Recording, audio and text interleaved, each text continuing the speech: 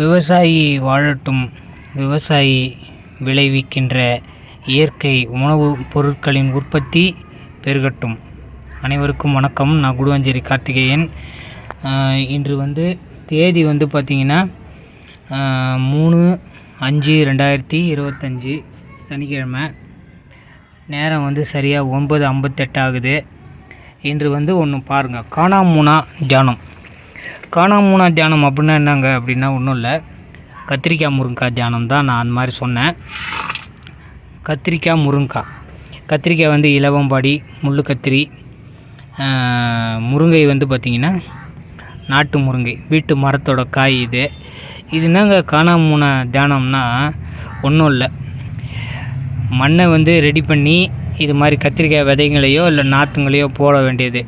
அதே மாதிரி முருங்கைக்காய் மரம் இருக்குதுன்னு வைங்களேன், முருங்கை மரம் இருக்குதுன்னு வைங்களேன், ஒன்று அது நீங்கள் பதியம் போட்டு சின்னதுலேருந்து வளர்க்குறதோ இல்லை விதையிலேருந்து வளர்க்குறதோ, இல்லை ஆல்ரெடி இருக்கிற மரத்தை நீங்கள் பராமரித்து அது மூலிமா ஒரு அறுவடை பண்ணி அந்த நீங்கள் அனுபவித்து ரசித்து அதை நீங்கள் உணவாக சாப்பிட்டுட்டு கையங்காலையும் வச்சு சும்மா இல்லாமல் நீங்கள் அதனோட விதைங்களை மறுபடியும் போட்டு மண்ணுலேயோ இல்லை மாடி வீட்டு தோட்டத்திலையோ எதுலேயோ போட்டு மறுபடியும் அதுங்களோட இனத்தை உற்பத்தி பண்ணுறது.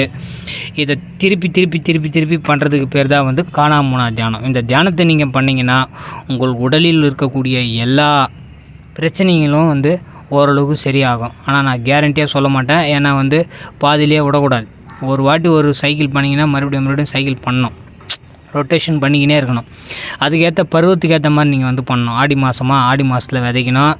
அதுக்கப்புறமா தை மாதம், அந்த சித்திரை மாதத்துலாம் நீங்கள் அறுவடை பண்ணலாம். இது மாதிரி வருஷம் ரொட்டேஷன் பண்ணிக்கினே இருந்தீங்கன்னா உங்களுக்கு மருத்துவ செலவுகள் கொஞ்சமாக கம்மியாகி கடைசியில் ஜீரோன்னு நிற்கும். அப்பொழுது உங்களுடைய மனநிலையும் வாழ்க்கையும் நல்லா தரமாக இருக்கும், மகிழ்ச்சியாக இருப்பீங்க. உங்களுடைய எதிர்கால சந்ததிகளும் நல்லா இருப்பாங்க. இதுதான் காணாமூனா தியானம், கத்திரிக்காய் முருங்கைக்காய்.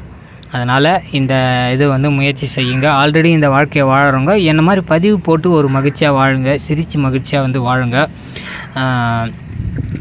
விவசாயி வாழட்டும். விவசாயி விளைவிக்கின்ற உணவுப் பொருள்களின் உற்பத்தி இந்த உலகம் முழுவதும் பெருகட்டும். அனைவருக்கும் நன்றி, மகிழ்ச்சி.